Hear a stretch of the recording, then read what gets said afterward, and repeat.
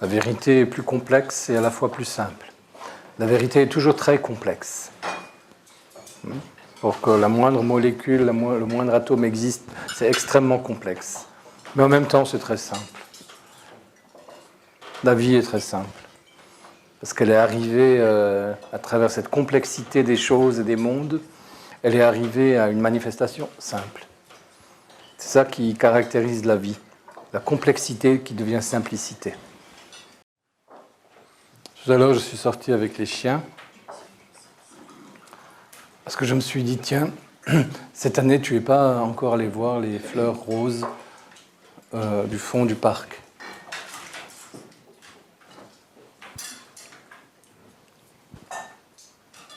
Soudain, parce qu'il n'y avait pas beaucoup de fleurs dans la pièce où je suis, j'ai pensé à des fleurs et je suis allé voir les fleurs à l'extérieur.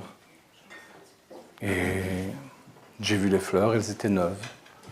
Elles étaient vivantes. Une partie avait subi un peu de l'orage, donc il y avait toutes sortes de pétales par terre et une moitié encore sur les arbustes.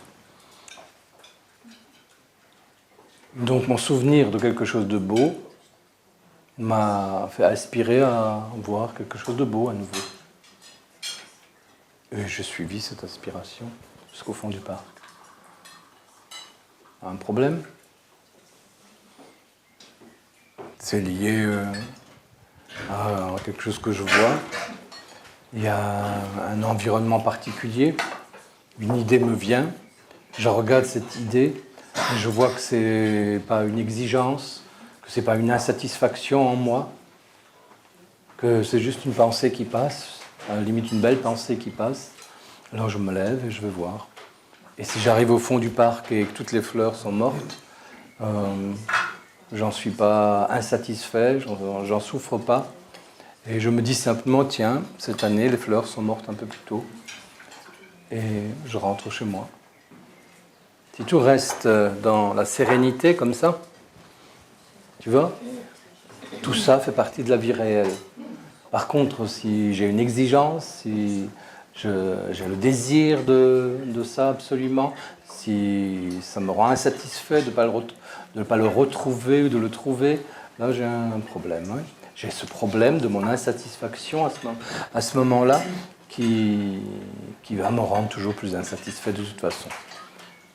Par contre, je peux avoir des aspirations. Et la caractéristique des aspirations, c'est quelque chose qui ne me quitte pas. Ça m'aspire toujours. Et ça m'inspire. Oui. Mais ça ne me rend pas malheureux, ça ne cause pas de véritable souffrance en dehors de cette nostalgie qui peut exister en moi, parce que je suis dans une situation inférieure à celle dans laquelle je pourrais être. À ce moment-là, j'ai une aspiration à être dans une situation meilleure. Et normalement, en toi, cette aspiration doit exister, sous forme d'une nostalgie. Qui n'est pas une souffrance, mais qui est comme un état d'âme normal tant qu'on n'est pas éveillé.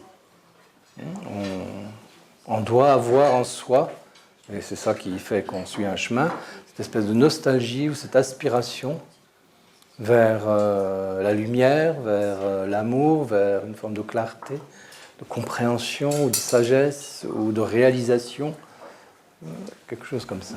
Et ça, c'est normal. Mais avec une caractéristique, on reconnaît ceux qui ont réellement cette nostalgie par rapport aux autres, c'est qu'ils mettent en œuvre les éléments favorables pour atteindre ce à quoi ils aspirent. Chacun a son rythme, évidemment, tandis que ceux où ce n'est pas une véritable aspiration ne mettent rien en œuvre du tout. Ils ne suivent pas réellement le chemin, on rêve simplement, n'étudient pas, ne pratiquent rien ou très peu. Ça signifie qu'en réalité, ils sont pas encore en contact avec leur véritable aspiration et il y a beaucoup trop de voiles qui les empêchent d'y accéder, donc ils ont des insatisfactions par rapport à tout le reste. Et ils essaient toujours de répondre, de se satisfaire à l'endroit de leurs insatisfactions.